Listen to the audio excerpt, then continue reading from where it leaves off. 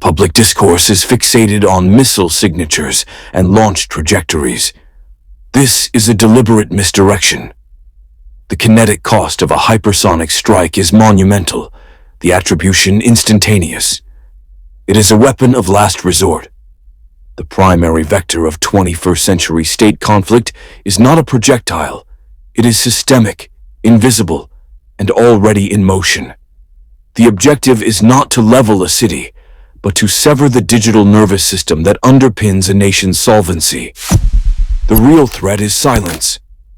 Over 97% of all global data, including trillions in daily financial transactions, travels through a few hundred fiber optic cables on the ocean floor. This is not a military secret. It is a mathematical vulnerability. Analysis from CSIS confirms these cables are the single greatest point of failure for the Western economic model. This is not theoretical. The Japanese Ministry of Defense has confirmed a Russian Navy Vishnya-class intelligence collection ship, hull number 535, operating in the contiguous zones of Yonaguni and Miyako Islands. These vessels are specifically engineered for subsea SIGINT and cable surveillance. The blueprint is being mapped in real time. The second vector is satellite blinding. While cable cutting induces economic panic, orbital denial induces strategic paralysis. This dual-front attack is executed not by state armies, but by the deniable, low-cost assets identified by the Modern War Institute, mercenary coders, and drone operators. The foiled attack on Poland's heating grid was a low-stakes dress rehearsal for critical infrastructure failure. This protocol creates the blind Leviathan, a superpower state, deaf and sightless, yet possessing its full kinetic arsenal. With its financial markets in freefall and its strategic eyes eliminated, its doctrine of launch on warning becomes a function of systemic desperation. The adversary forces a binary choice: accept a full-spectrum solvency crisis and internal collapse, or execute a massive, preemptive kinetic escalation to prevent it. This is the new architecture of nuclear risk. The motive is not conquest, it is survival. Analysis from strategic bodies like CSIS indicates that for a state such as Russia, a protracted conventional war becomes a systemic domestic liability. It is an unpopular drain on national liquidity that risks political insolvency. This forces a pivot. When the kinetic cost of a symmetric conflict exceeds a state's financial and political carrying capacity, weakness becomes the accelerant for a new strategy. The objective shifts from battlefield victory to imposing a solvency crisis on the adversary. We see the blueprint in recent events. The attempted cyber attack on Poland's heating grid was not random vandalism. It was a low-cost probe designed to create a cascading liability, infrastructure failure, civil unrest, and a crisis of confidence in the state itself. The market for force has adapted. The Modern War Institute documents the rise of mercenary coders and drone operators, a deniable, globally sourced vector for delivering this economic payload. Meanwhile, state actors prepare the battle space. A Russian Vishnya-class intelligence vessel mapping the waters near Japan is not a prelude to amphibious invasion. It is an audit of critical infrastructure, identifying vulnerabilities in the target's economic architecture. This is the mathematical certainty of the new conflict. Unable to win a symmetric war, the weaker actor will leverage asymmetry to bankrupt the stronger one. The math doesn't lie. The Royal United Services Institute, or RUSI, has modeled the new kinetic cost exchange. A single main battle tank is a capital expenditure of approximately $5 million, the asset now used to neutralize it. A $500 first-person view drone, that is a 10,000 to 1 cost asymmetry. This isn't a tactical problem, it is a systemic flaw in the Western hardware model.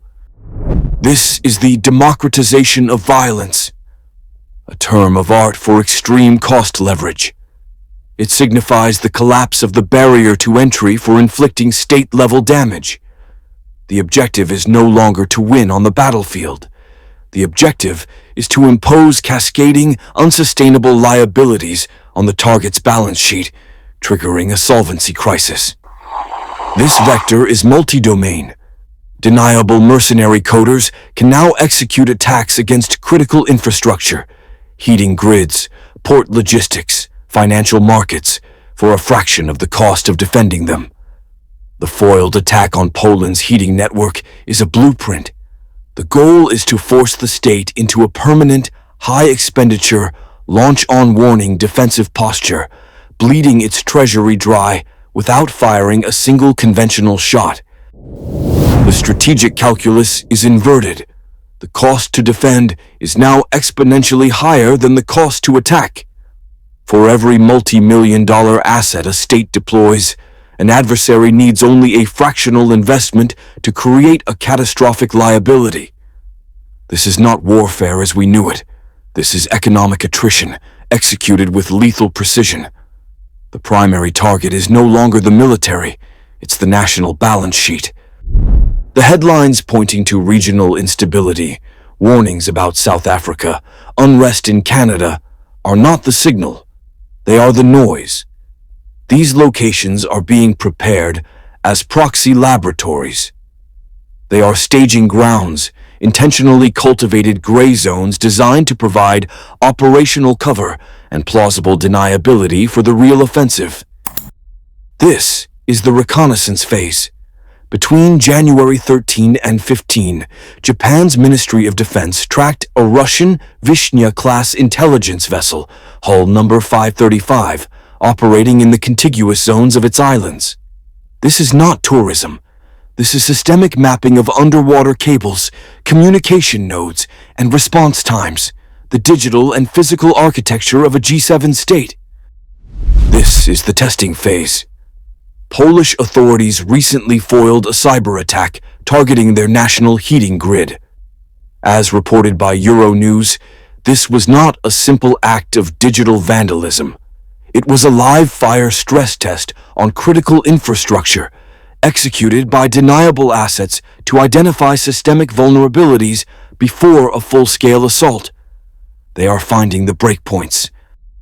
The gray zone provides the critical layer of insulation. According to analysis from the Modern War Institute, the post-Ukraine landscape has created a robust market for mercenary coders and drone pilots. A state actor can now procure an attack vector, launch it from a third-party failed state, and maintain perfect deniability. The link between the kinetic cost and the sponsoring power is mathematically broken. Therefore, these zones are not the crisis.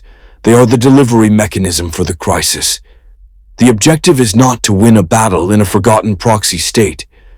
The objective is to use that state as a launch pad to inflict a cascading liability, a targeted solvency event, on a complex, fragile economic power. The next launch-on-warning protocol will not be for a missile, but for a liquidity injection to prevent systemic collapse. The protocol is called launch-on-warning. It is a mathematical certainty baked into the defense architecture of every nuclear power. The logic is zero-sum. If you detect an incoming kinetic strike, you must launch your own assets before they are destroyed in their silos. There is no second chance. But the attack vector has changed. The Modern War Institute confirms the market for deniable force, mercenary coders, is now systemic. These actors create what analysts at CSIS term the fog of digital war. When a cyber attack blinds an early warning radar system, the commander is forced into a defensive paradox. Is the blindness a simple system failure? Or is it a deliberate, asymmetric first move? The foiled cyber attack on Poland's heating grid was not an end goal. It was a rehearsal. While state assets like the Russian Vishnya-class intelligence ship probe physical defenses near Japan, the true kinetic cost is delivered through deniable code. In this scenario, fear becomes the trigger. The launch-on-warning doctrine, forces the commander's hand out of desperation. To hesitate is to risk total asset liquidation. To launch is to initiate global kinetic escalation. The objective is not to win the war, but to leverage the enemy's own defense protocol into triggering a systemic solvency crisis. The post-Ukraine market for force is maturing. As documented by the Modern War Institute, mercenary coders and drone pilots now represent a liquid, deniable asset class. Their purpose is not conquest, but the calculated injection of systemic liability into an adversary's balance sheet. Initial probes have been executed. The foiled cyber attack on Poland's heating grid was not a failure. It was data collection. It tested response times and systemic dependencies at low cost. The playbook is now being refined for a target with zero strategic depth. The vector for the calibration shot has been surveilled. Between January 13 and 15, a Russian Vishnya-class intelligence ship, hull number 535, was tracked mapping the contiguous zone around Japan's Yonaguni and Miyako Islands.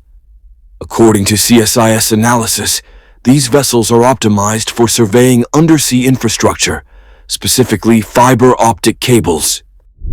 The calibration forecast. Within 10 months, expect a coordinated physical cyber event targeting the undersea data cables in the Miyako Strait. A deep-sea ROV deployed from an untraceable commercial vessel will create a physical fault on a primary cable bundle.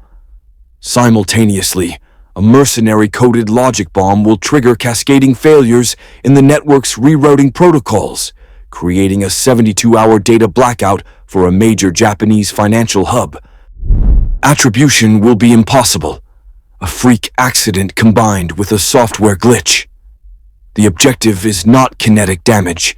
It is to test the solvency of the Japanese economy and measure the precise kinetic cost the U.S. is willing to pay to prevent the collapse of a G7 ally without a clear enemy to target.